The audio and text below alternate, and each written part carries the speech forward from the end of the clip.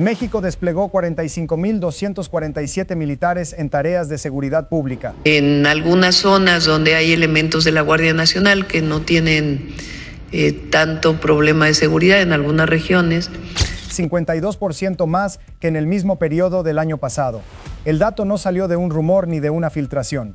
Salió del propio gobierno en el 7º informe semestral de la Fuerza Armada Permanente en tareas de apoyo a la seguridad pública, un documento que la Secretaría de la Defensa Nacional y la Marina están obligadas a entregar cada 6 meses al Congreso de la Unión, y que esta vez cubre del 20 de noviembre de 2025 al 19 de mayo de 2026. Casi la mitad del país, porque no se trata de un operativo aislado en un pueblo fronterizo, ni de un refuerzo puntual en una carretera. Se trata de 32 entidades federativas recibiendo tropa al mismo tiempo, con un solo estado concentrando una cuarta parte de todo el despliegue nacional. Ese estado es Sinaloa. Ahí están apostados 11.326 militares, más soldados que en cualquier otra entidad del país, en medio de un enfrentamiento interno entre dos facciones del cártel de Sinaloa que las autoridades identifican como los Mayitos y los Chapitos. Esa guerra interna, que estalló tras la detención en Estados Unidos de Ismael El Mayo Zambada, lleva más de un año dejando enfrentamientos, bloqueos carreteros y desapariciones en el estado, y es la razón por la que Sinaloa concentra hoy 1 de cada 4 soldados desplegados en todo México, muy por encima de cualquier otra entidad.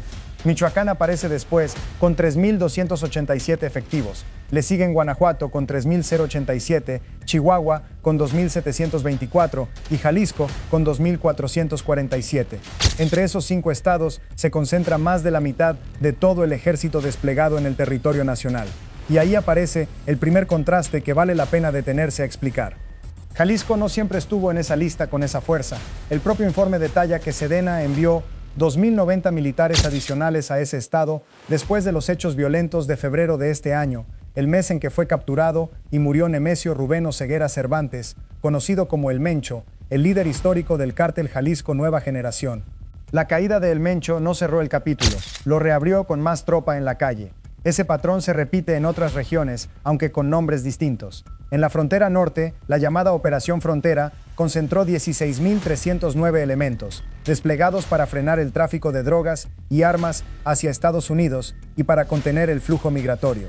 En Michoacán, la Operación Paricutín, nacida del Plan Michoacán por la Paz y la Justicia, mantuvo más de 11.000 efectivos de forma sostenida, después de haber arrancado con 10.736. La Marina, por su parte, no se quedó atrás en ese reforzamiento.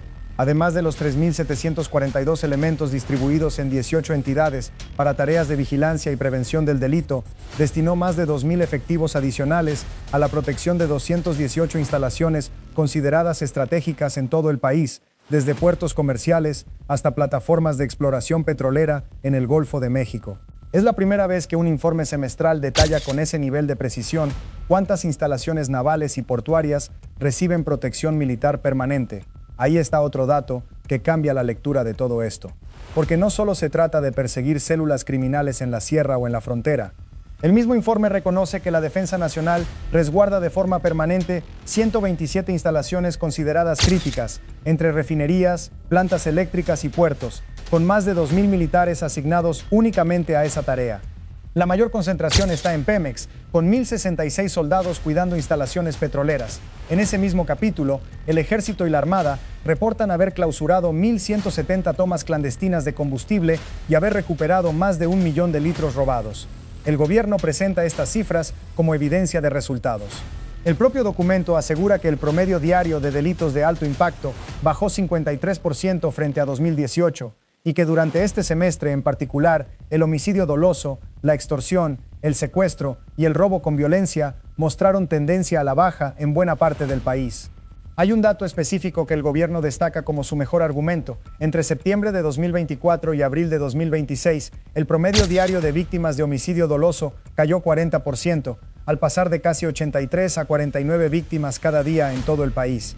Es la cifra que la Administración Federal usa una y otra vez para justificar por qué sigue aumentando el número de soldados en las calles en lugar de reducirlo.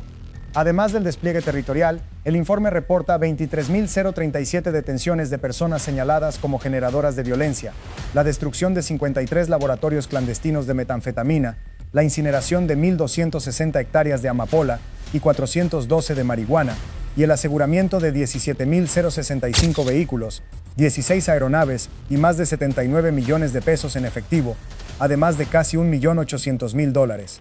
En el capítulo dedicado al tráfico de armas, el documento detalla que buena parte de las armas decomisadas llegan desde Estados Unidos y que gracias al sistema electrónico de rastreo compartido con autoridades estadounidenses, fue posible identificar 11 rutas distintas de tráfico dentro del territorio mexicano, información que en informes anteriores prácticamente no se detallaba con ese nivel de precisión. Si quieres seguir de cerca este tipo de reportes sobre seguridad y crimen organizado en México, suscríbete al canal y cuéntame en los comentarios qué estado te preocupa más de esta lista. Seguimos con la historia. Porque detrás de las cifras de éxito hay otra lectura, y no viene de la oposición ni de un medio extranjero. Viene de organizaciones de derechos humanos que revisaron el mismo informe línea por línea y encontraron huecos que el propio gobierno no explica.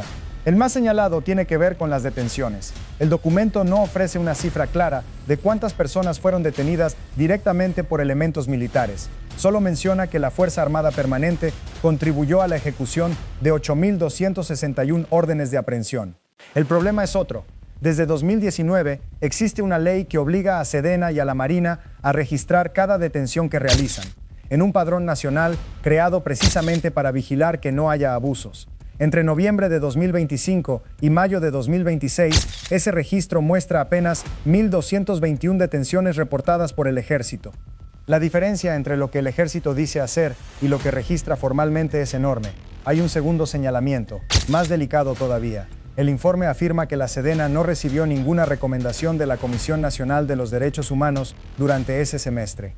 Organizaciones como el Centro PROD revisaron esa afirmación y la contradicen con un hecho documentado. En noviembre de 2025, dentro de ese mismo periodo que cubre el informe, la CNEDH sí emitió una recomendación relacionada con el asesinato de 2 niñas, identificadas como Lady y Alexa, en Sinaloa, un caso en el que se investigó la posible participación de personal militar. Es decir, el mismo documento que el gobierno usa para presumir resultados contiene, según estas organizaciones, al menos una afirmación que no coincide con los propios registros oficiales. Y aquí conviene ser preciso, porque una cosa es lo que documenta el informe oficial y otra distinta son las observaciones de organismos de derechos humanos que interpretan esas cifras como evidencia de falta de control, no como prueba definitiva de un encubrimiento. Ninguna autoridad ha señalado formalmente responsabilidad penal por esos huecos en el registro. Lo que existe por ahora es una discrepancia documentada entre 2 fuentes oficiales que deberían coincidir y no coinciden. Hay todavía un tercer elemento que complica la lectura del informe y ocurrió casi al mismo tiempo que el documento llegaba al Senado. Esa misma semana se conocieron nuevos detalles sobre una presunta red de fraude y corrupción en aduanas del país, ligada al contrabando de combustible, en la que estarían involucrados mandos del propio ejército. El caso se suma a otros escándalos ya documentados dentro de la Secretaría de Marina, la misma institución que en el informe aparece resguardando puertos, ductos e instalaciones petroleras como parte de su misión contra el robo de hidrocarburos. Es decir, mientras el informe presume el cierre de 1.170 tomas clandestinas de combustible como un éxito de la Fuerza Armada Permanente, otra investigación paralela apunta a que, dentro de esa misma estructura militar encargada de perseguir el huachicoleo, habría elementos presuntamente coludidos con la operación de ese mismo delito. Ese contraste importa porque este año se cumplen 7 años desde la creación de la Guardia Nacional, la corporación que en 2019 se presentó como la alternativa civil para sacar gradualmente al ejército de las calles. 7 años después, la Guardia Nacional no solo sigue operando bajo mando militar, sino que ha crecido más del 60% durante la actual administración y acumula 387 quejas presentadas ante la Comisión Nacional de los Derechos Humanos, de las cuales solamente una terminó en una recomendación formal. La promesa era reducir la presencia militar en la seguridad pública con el paso del tiempo. La cifra de este semestre muestra justo lo contrario. No solo hay más ejército en las calles que hace un año, hay 52% más. El propio informe, el mismo que reconoce ese incremento, cierra con una conclusión que no deja espacio a la ambigüedad. Ahí se establece que la presencia de la Fuerza Armada Permanente seguirá siendo, en palabras del documento, un pilar de la Estrategia Federal de Seguridad, mientras continúan los procesos de profesionalización, supervisión y rendición de cuentas sobre la actuación militar en tareas de seguridad pública. En otras palabras, el propio gobierno admite que la vigilancia sobre sus propias fuerzas todavía está en construcción, al mismo tiempo que expande esa fuerza a su punto más alto documentado hasta ahora. Ese es el equilibrio que sostiene hoy la estrategia de seguridad en México. Por un lado, más de 45,000 soldados repartidos en 32 estados, resultados medibles en detenciones, decomisos y una baja sostenida en varios delitos de alto impacto. Por otro lado, un sistema de control interno que, según sus propios registros, todavía no logra dar cuenta de cada detención que realiza ni de cada recomendación que recibe. Para dimensionar el crecimiento, conviene mirar hacia atrás. El primer informe semestral de este tipo, entregado en 2023, reportaba la detención de 5,668 personas señaladas como generadoras de violencia en todo el país durante 6 meses. El informe más reciente reporta 23,037, 4 veces más, en un periodo comparable. No es solamente que haya más soldados en las calles, es que el aparato entero, detenciones, decomisos, operativos permanentes, ha crecido a un ritmo muy superior al de hace apenas 3 años, y cada nuevo informe semestral confirma que esa curva sigue subiendo en lugar de estabilizarse. El informe será ahora analizado formalmente por el Congreso de la Unión a través de la Comisión Bicameral creada específicamente para vigilar a la Fuerza Armada Permanente en estas tareas. Esa comisión tiene la facultad de pedir aclaraciones, citar a mandos militares y, en teoría, frenar o modificar el rumbo de este despliegue si encuentra irregularidades graves. Lo que decida en las próximas semanas definirá si este séptimo informe se queda como una fotografía más del crecimiento militar en México o si se convierte en el punto donde el Congreso finalmente exige respuestas sobre los números que no cuadran. Sinaloa sigue siendo por ahora la entidad que concentra la mayor fuerza militar del país, en medio de una guerra interna entre facciones del crimen organizado que no ha dado señales claras de terminar. Jalisco continúa bajo vigilancia reforzada meses después de la caída de El Mencho, sin que se sepa todavía con certeza quién controla lo que queda del cártel Jalisco Nueva Generación en esa región. Y la frontera norte permanece con más de 16,000 militares desplegados, en un contexto donde la presión de Estados Unidos sobre el tráfico de fentanilo y armas no ha bajado de intensidad. Ninguno de esos 3 frentes muestra señales de resolverse en el corto plazo. La guerra interna en Sinaloa entre los Mayitos y los Chapitos continúa sin un ganador claro. La disputa por el control del cártel Jalisco Nueva Generación tras la caída de El Mencho sigue abierta, y la presión de Washington sobre el tráfico de fentanilo hacia territorio estadounidense no ha mostrado señales de relajarse.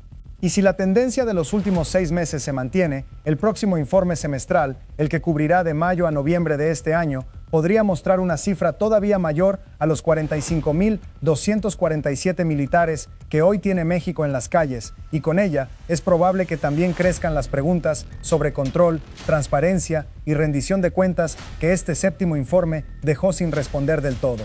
¿Crees que aumentar el número de militares en las calles realmente está resolviendo el problema de fondo o solo está atendiendo los síntomas mientras el crimen organizado se reorganiza en otro lado? Déjamelo en los comentarios, y si quieres seguir esta historia y las que vengan sobre seguridad y crimen organizado en México, suscríbete al canal.